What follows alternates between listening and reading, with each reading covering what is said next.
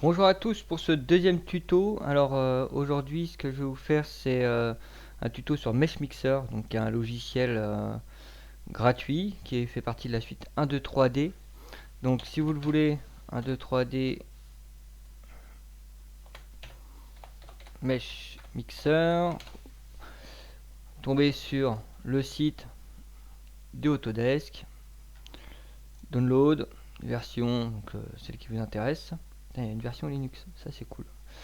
Et à partir de là, vous allez pouvoir le télécharger, l'installer. Et une fois que vous êtes installé sur votre PC, donc vous allez pouvoir le lancer. Donc là je lance, et apparaît. Donc MeshPixer c'est quoi? Alors c'est un modeler CAO 3D, c'est-à-dire qu'il est capable de travailler les fichiers STL, obj. On va aller voir ce qu'il peut importer. Dans Open on a, non pas dans Open, on va faire dans import. Import on va avoir du obj, du ply. Alors PLI c'est ce qui est utilisé par Meshlab, qui est un autre logiciel pareil, un peu plus complexe. STL, AMF et Mix. Mix c'est du Mesh Mixer en fait, natif. Donc AMF, je sais pas trop ce que c'est, bon c'est pas grave. On va commencer, ce que je vais faire c'est que je vais vous expliquer un peu l'interface, comment ça marche, comment l'utiliser rapidement. Enfin, moi, c'est un des logiciels que j'utilise le plus pour optimiser des formes en impression 3D, parce qu'il est à la base dédié à ça. Vraiment, pour l'optimisation 3D. À la base, c'est un logiciel open source que Autodesk a récupéré, qu'il a adapté en rajoutant des options au fur et à mesure, qui sont pour beaucoup très pertinentes et qu'on n'a pas ce type d'outils dans d'autres logiciels. Alors, pas besoin de s'inscrire, mais on peut mettre le compte Autodesk qu'on a créé précédemment pour utiliser un 2 3D Make. Donc ici on va avoir, donc là dans un premier temps vous avez import, open, là le cloud 1, 2, 3D, donc là ils ont une plateforme où vous pouvez partager vos fichiers. Alors si on veut avoir une version premium, parce qu'on peut avoir une version premium, la seule chose que ça vous rajoutera par rapport à ce que vous faites, c'est que vous aurez accès à plus de 10 téléchargements sur la plateforme en ligne cloud. Donc après, si c'est pour un fichier à vous que vous voulez modifier, il n'y a pas forcément besoin d'aller chercher un truc dans le cloud. Donc le bémol n'est pas forcément très intéressant. Donc là ici on va voir l'interface. On va pouvoir appuyer sur la barre espace. Et donc là on va avoir des options au niveau de la caméra. Donc la visualisation des mèches, tout ça. Donc moi je mets directement la visualisation des mèches et les couleurs pas diffuses mais directement centrées par rapport à ce qu'on fait. Brush, on peut par défaut lui donner une taille.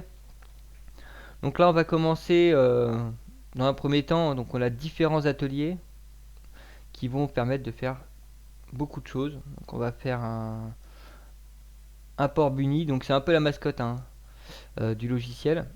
Donc on se rend compte tout de suite, c'est que en fait il n'y a pas d'épaisseur.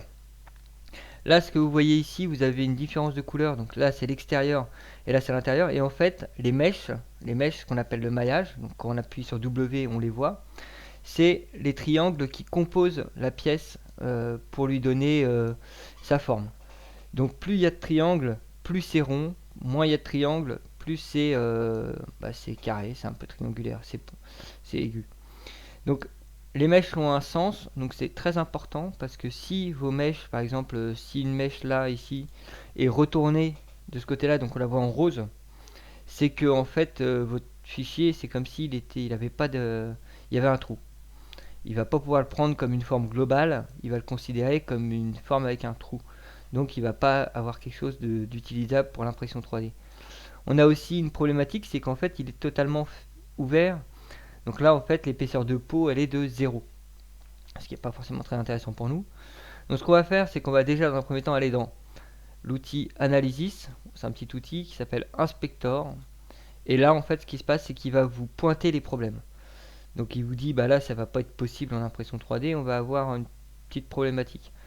Ce que je vais faire moi, c'est lui faire un auto-répar, mais en fait, c'est un peu plus compliqué que ça. En fonction des problèmes qu'il va détecter, les petits bouts bleus qu'il y a en bout là, en fait, ils vont avoir une couleur différente. Donc il y a les références hein, sur le PDF en tuto, vous pouvez les chercher. Et du coup, chaque référence correspond à une problématique et du coup à un traitement différent. Vous pouvez modifier ces traitements, mais en règle générale, bon, il y arrive correctement tout seul. Donc là, je fais auto-répare, donc j'ai pas besoin de lui dire ce qu'il va faire. Il s'occupe tout seul. Donc là, il m'a fermé la pièce pour avoir un beau solide fermé, régulier. Donc là, le fichier que j'ai à la base, c'est du STL. Aujourd'hui, il n'y a pas beaucoup de logiciels qui arrivent à travailler sur du maillage complexe de ce type-là simplement. Donc STL, Obj et compagnie, c'est normalement si on ouvre ça avec SolidWorks, c'est imbitable. Avec Katia, c'est pareil. Donc là, c'est très simple. On a notre maillage. Donc là, on va pouvoir travailler. On va aller chercher. Ici, en fait, MeshMix, c'est une base de données qu'on a de pièces à disposition. Donc on a déjà le lapin, on a carré, des planes, des primitives, et on a ici d'autres pièces, donc des bras et compagnie, des oreilles, donc ça c'est assez sympa, des têtes, bon, ça peut être sympa aussi, des jambes, du lettrage, miscellaneous c'est des pièces d'assemblage, donc là on va pouvoir faire par exemple un petit, lui mettre sur la tête et avoir un petit truc, des défenses, bon, le tout, des nombres, primitives qu'on a déjà vu, des symboles, Tinkerplay Collector c'est assez sympa, c'est pour tout ce qui va être aussi assemblage, donc système emboîté, impression 3D on s'en sert beaucoup, et d'autres parties, donc là on va pouvoir créer un personnage de A à Z avec ce type de pièces. Et là vraiment ce qui est intéressant c'est MyPart, donc là ici on va pouvoir créer sa propre bibliothèque de pièces. Alors là c'est vide parce que j'ai rien mis, mais si je fais, je vais sélectionner ça, expand, select all, et donc du coup je vais convert to part,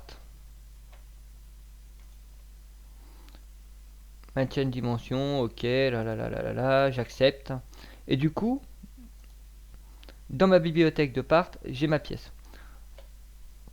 Donc là, ça va être intéressant. Pourquoi? C'est qu'on va pouvoir créer, justement, si on a plusieurs fois la même chose, des bibliothèques de pièces qu'on va pouvoir intégrer dedans. Donc là, pour notre cas, ça ne nous intéresse pas, mais déjà, c'est intéressant. Alors, il y a deux façons de faire. Il y a la façon où on vient, on clique dessus, on le place là où on veut, plus ou moins. On va zoomer. Donc là, on a différentes choses sur lesquelles on peut modifier. Et là, on a un petit curseur sur lequel on peut modifier en fait les paramètres à la volée. Bon, ça c'est quand même plus intéressant parce qu'on voit en temps réel ce qu'on fait.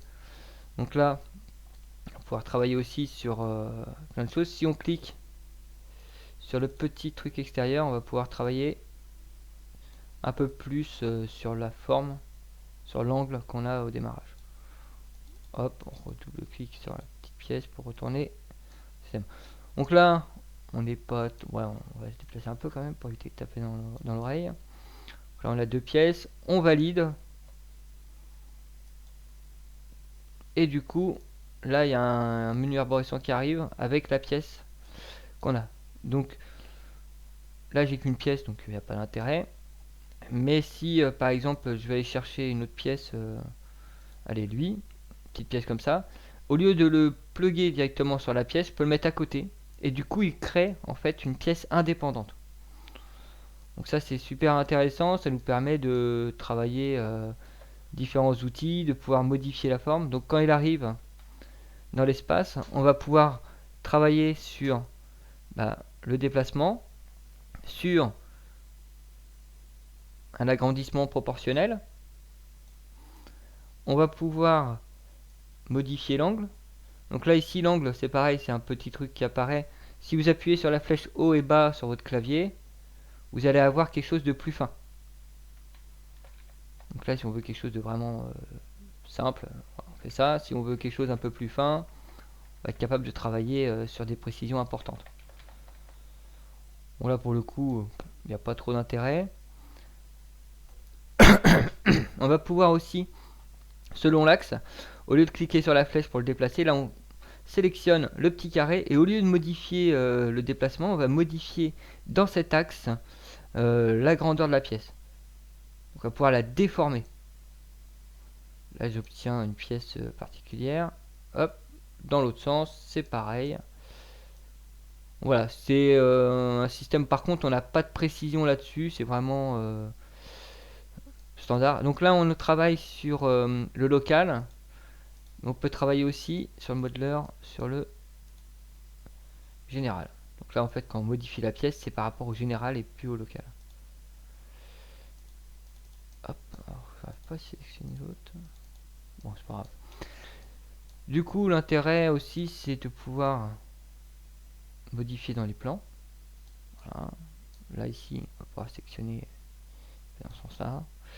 Bon, cette pièce-là ne me sert à rien. Je vais la supprimer pour l'instant.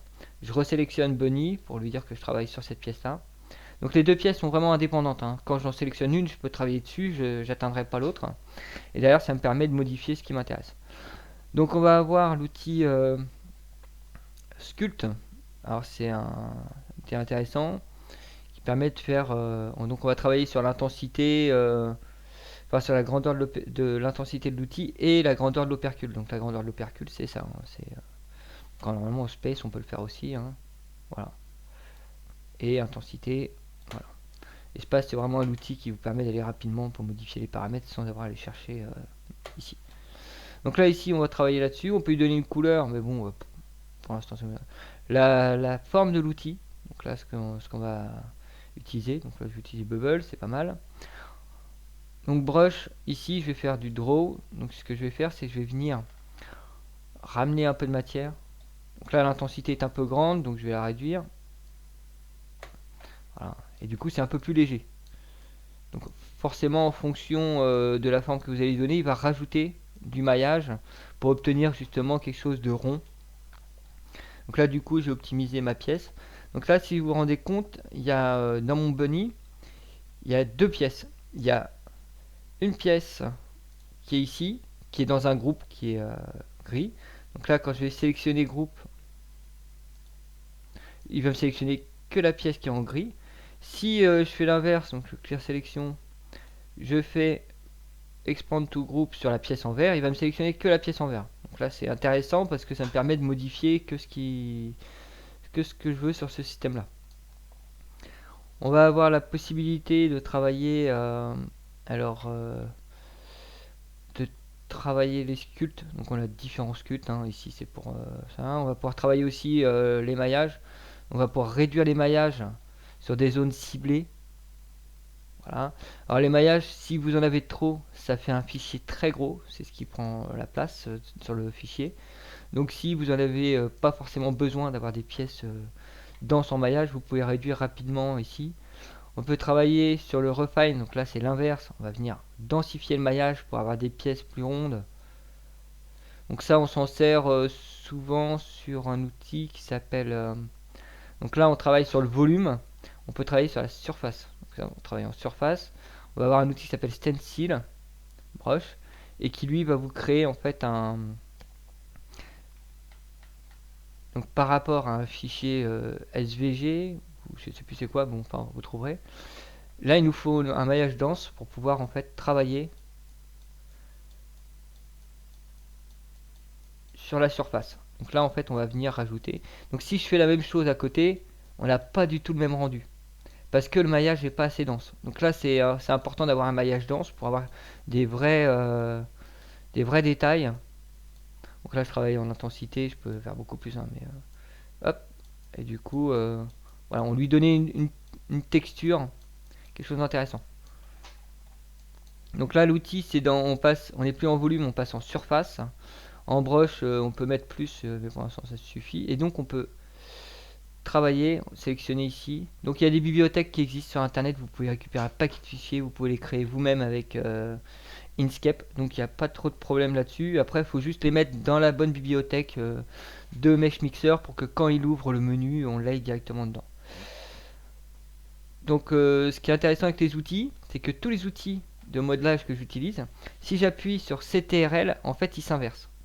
Donc là j'appuie sur CTRL et là il fait l'inverse, il va rentrer plutôt que de sortir. Donc si on veut avoir une petite surface de grip ou avoir des opercules ou autre, ça devient intéressant. Donc les outils, il y en a un paquet, hein, on va avoir du Draw Max. Donc là, c'est un peu violent. Donc on va travailler là-dessus. On va avoir Inflate.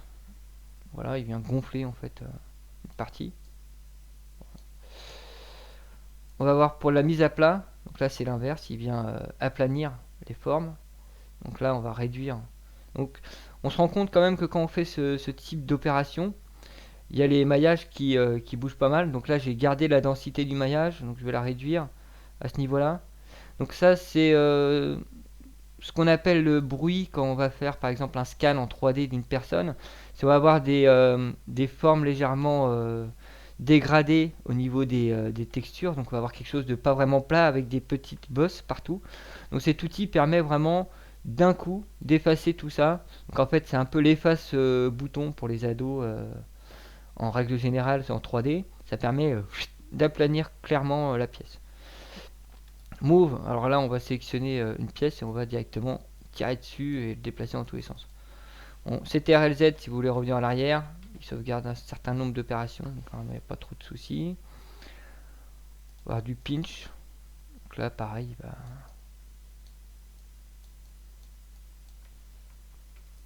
CTRL à l'inverse. On vient pousser dans la matière et l'écarter par rapport à là où on est.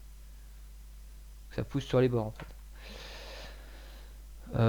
On va avoir du pen vertex, donc là c'est pour peindre. Du blue smooth, c'est pas mal aussi, ça permet d'aplanir et de retrouver une topologie propre. Donc là pareil, ce que j'avais dégueulasse, en fait il va essayer de sauvegarder la topologie tout en aplanissant et en obtenant quelque chose de symétrique, enfin pas symétrique mais au moins homogène.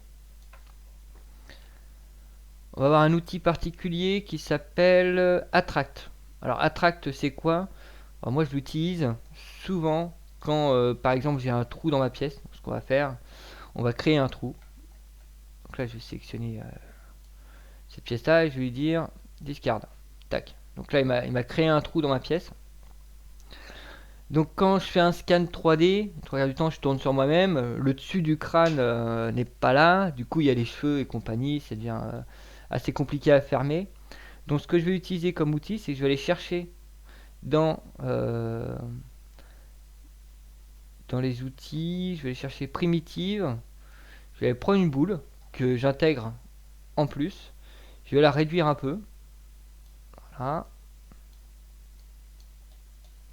je vais la placer là où ça m'intéresse, c'est-à-dire au niveau du trou, voilà.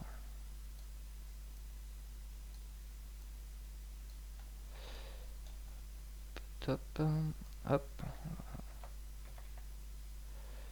optimiser, donc toujours la flèche haut et bas pour modifier la finesse. Donc là j'ai mon trou qui est rebouché. Le problème c'est que j'ai deux pièces bien distinctes et que ça ici je perds un peu la forme qui m'intéressait. Donc ce que je fais c'est que cette pièce là, je vais lui dire que c'est une pièce d'attraction. Elle devient transparente. Alors non, c'est l'inverse. Cette pièce là, je vais dire que c'est une pièce d'attraction, c'est-à-dire qu'il va par rapport à mon rond m'optimiser ma pièce. Donc là j'ai ma pièce d'attraction, donc là on voit le petit aimant. Ce que je vais faire c'est sélectionner ma pièce que je veux modifier par rapport à celle-ci. Et donc dans les outils brush, j'utilise attract. Et donc ce qui va se passer c'est qu'il va utiliser la pièce comme, comme pattern. Donc je vais pas pouvoir passer en dehors de cette pièce là. Je vais toujours coller dessus. Donc là je vais venir préparer mes pièces pour qu'elles viennent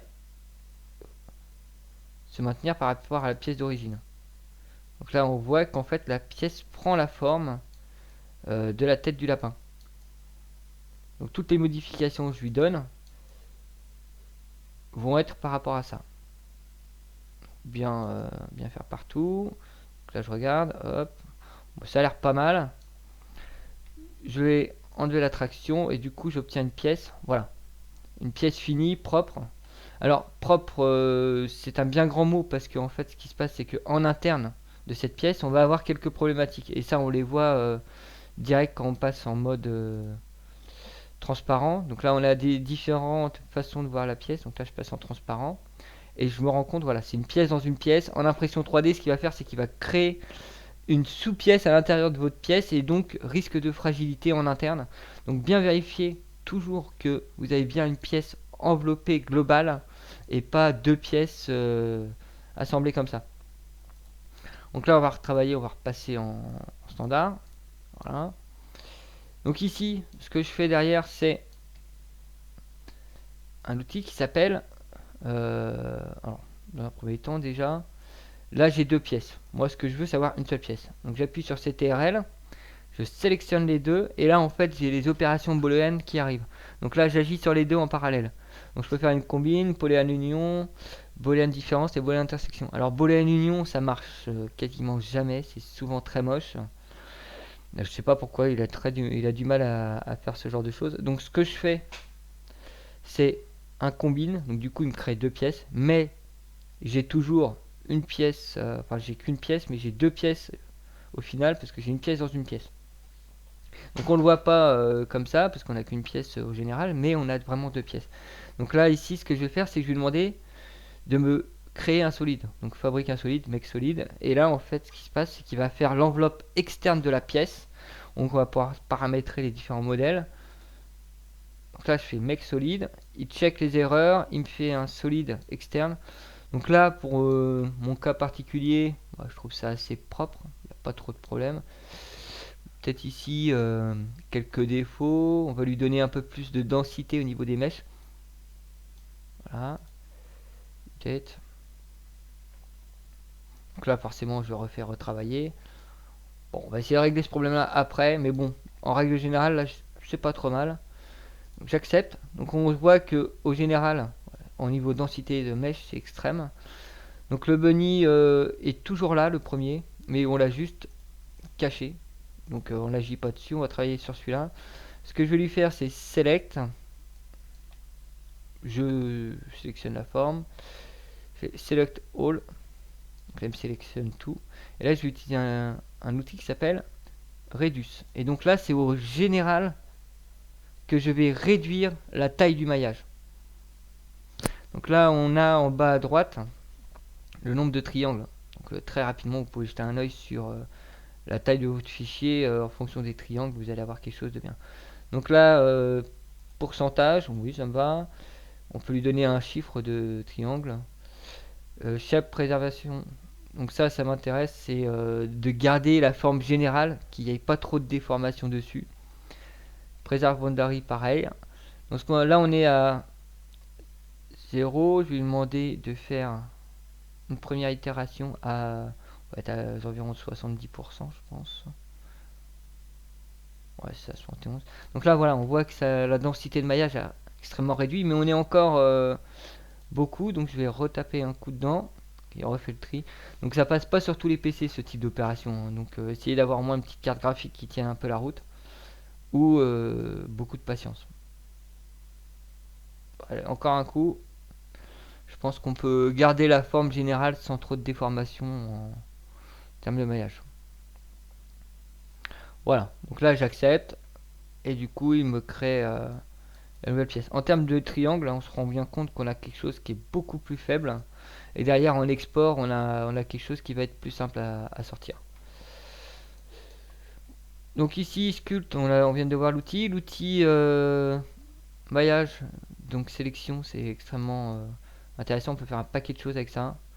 Donc on peut travailler sur des zones données. Donc là, on a quelque chose qui est un peu moche, hein, mais ce qu'on peut faire, c'est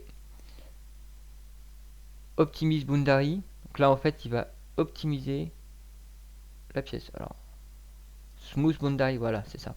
Donc là, il va optimiser la pièce. Donc on va pouvoir avoir quelque chose qui fait la forme générale qu'on voulait. Itération, voilà, c'est le nombre d'itérations pour obtenir une forme. Border, donc moi ce que je veux c'est que ça prenne tout l'ensemble. J'accepte et voilà. Donc il me garde que cette pièce là. Donc ça c'est intéressant parce que du coup elle est sélectionnée déjà. Donc bien sélectionner les maillages sur lesquels on peut travailler. Là on peut l'écraser. Enfin là on peut le fermer. Donc il va, si j'ai une pièce avec un trou, bah, il va me la fermer comme on a fait tout à l'heure pour le lapin. Discard, donc ça réduit, c'est le l'enlever totalement. Reduce, ça va permettre de réduire le maillage, comme on l'a vu. Remesh, c'est l'inverse, ça va nous permettre de densifier le maillage. Extrude, là on va pouvoir travailler en inversion. Voilà, extruder la pièce. On va pouvoir extraire.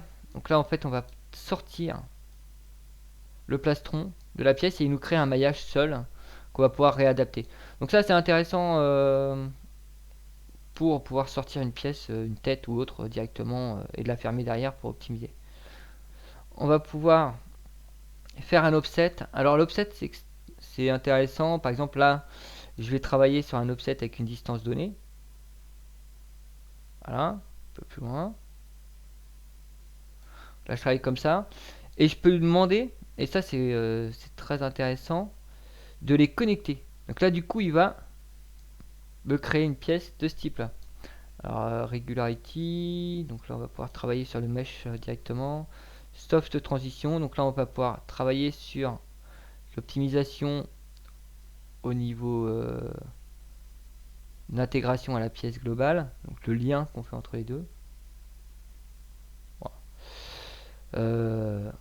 On va accepter. On va pouvoir travailler aussi sur Toggle Hand. Alors Toggle Hand c'est particulier. On va par exemple sélectionner une zone ici, sélectionner une zone ici. Avant on va clear déjà. On va retravailler.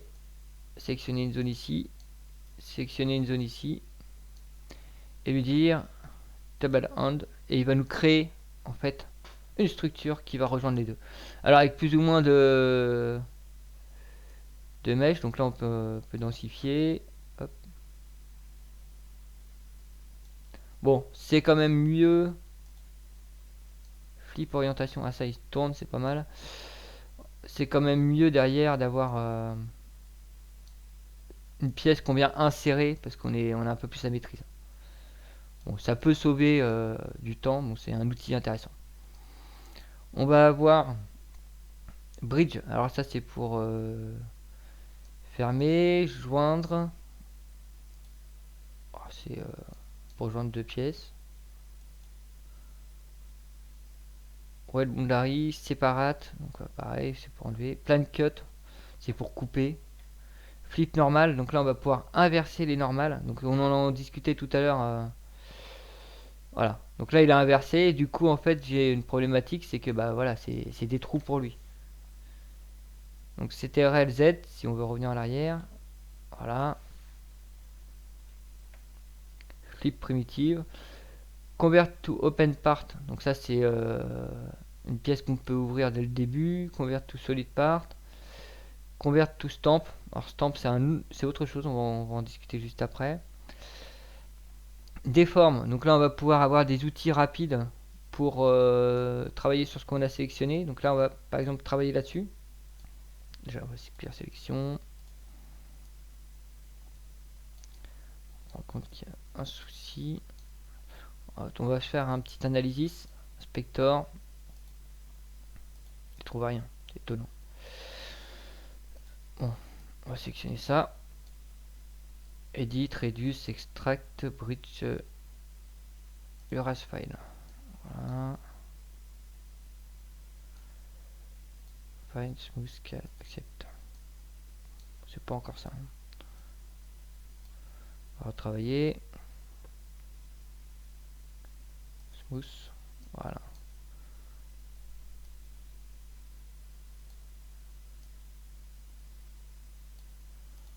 Accept. Bon, je me refais un petit solide rapidos. Mec solide. Voilà, le problème a disparu. On valide. Ça me va. Du coup, j'ai trois solides. Donc le premier, donc là, je peux supprimer. Le deuxième, qui est le fichier d'origine.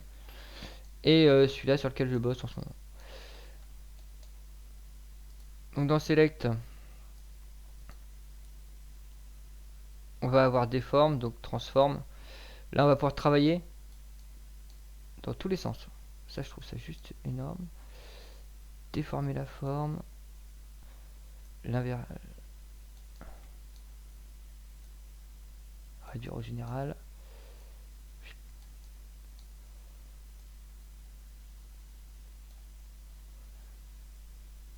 accepter, et donc avoir quelque chose de vraiment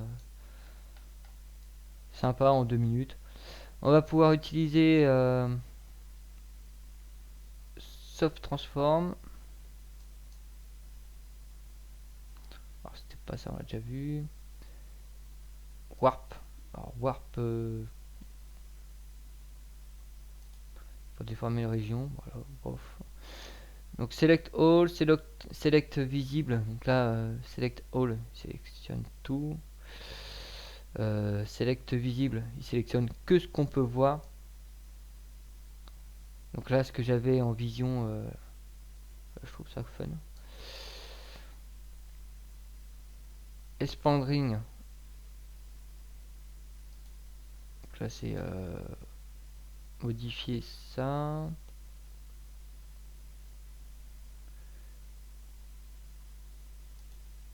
Voilà, réduire à améliorer. Bon. Expand to connected, donc tout ce qui est connecté, tout ce qui se touche. Expand to group. Alors les groupes, c'est quoi? C'est par exemple quand vous voyez une couleur là, c'est un groupe. Donc ce qu'on peut faire ici, c'est lui demander de créer en fait, générer ce fait de groupe.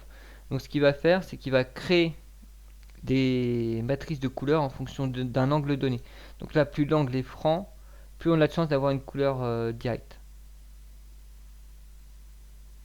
Plus l'angle est petit, plus on a de chance d'avoir deux groupes différents.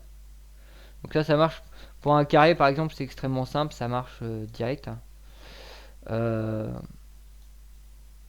On va valider. Et du coup, il m'a créé différents groupes. Donc là, j'ai différents groupes de couleurs. J'ai du vert, j'ai du orange, j'ai du. Chacun est indépendant. Donc ce qui est intéressant, c'est quand je sélectionne celui-là, par exemple, je peux sélectionner que ce groupe. Donc il va me sélectionner que la pièce qui est colorée. Et donc j'agis que sur cette pièce-là. Donc après, c'est des Expand to Connect. On peut travailler là-dessus. Create Face Group. Donc là, on peut créer une face. Là, pareil. Hop, donc là, j'ai avec mes deux faces sélectionnées, il me crée en fait une face qui vient ensemble. Voilà, il y a plein d'outils, j'ai pas tout vu. Il y a sélection, alors là, on travaillait en brush, on peut travailler au lasso directement ou en brush. Voilà. La sélection. On va repartir sur une pièce propre parce que c'est vrai que mon bunny là, il commence à avoir beaucoup d'opérations sur lui. Pareil pour toi, je te supprime. Voilà. Donc ce que je vais faire, je vais importer, remplacer. Non, ça marche pas. Tac. Je vais jouer comme ça. Hop, un autre lapin. Donc le premier, je peux le supprimer. Et pareil, j'ai mon lapin fini. Faut le déplacer. Donc pour ça, c'est dans Edit, Transform. Là, on arrive.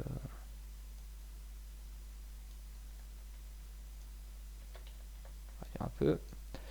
Voilà. Je le déplace. On valide. On accepte.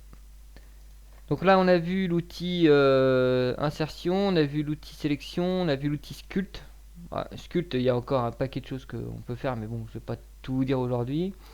On a l'outil stamp. Alors l'outil stamp, c'est intéressant parce qu'on va pouvoir créer des formes pour l'intégrer directement dans notre pièce en forme de groupe. Donc là, je vais sélectionner l'étoile par exemple. Et donc là, à la volée, je clique une fois et j'étire et j'obtiens une pièce étoile. Voilà, ça c'est intéressant parce que derrière, après, bah, on a vu l'outil pour sélectionner. Tac, expand to group.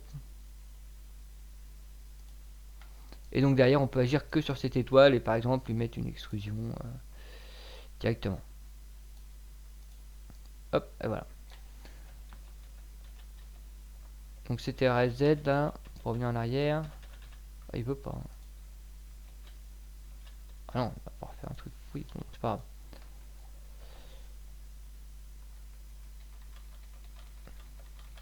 grave. Hop. Donc une fois que j'ai fait ça, les stamps après vous pouvez créer la même. Après on a Edit. Alors Edit c'est pour travailler sur la forme générale, donc on va pouvoir faire un miroir. Et donc lui faire un copain en validant. Voilà. Donc ça c'est intéressant quand on travaille sur une main en symétrie en façade, tac, on va pouvoir travailler très rapidement là-dessus. Cancel, duplicate, bon, ce que j'ai besoin de vous le dire.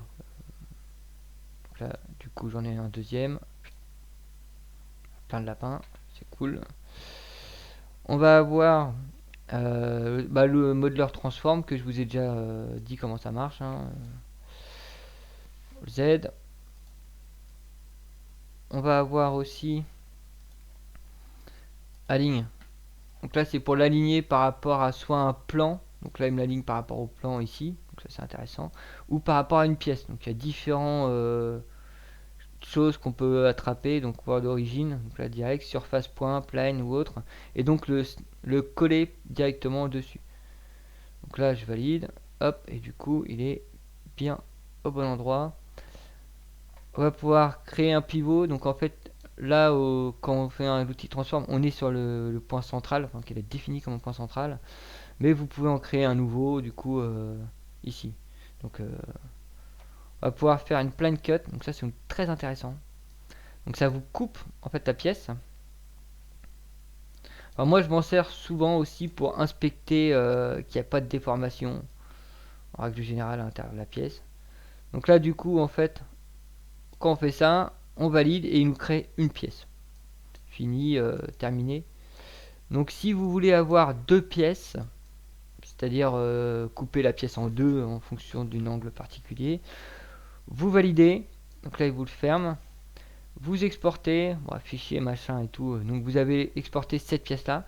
Après vous faites CTRL-Z et donc vous retournez sur votre option et là vous cliquez ici, ça inverse le sens par rapport à là où vous étiez. On accepte et donc on peut exporter pareil cette pièce là, mais du coup vous avez les deux pièces assemblées.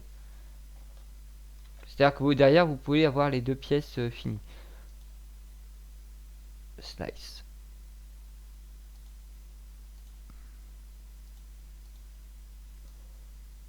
Donc là, il vous l'a coupé en deux, mais je sais pas pourquoi.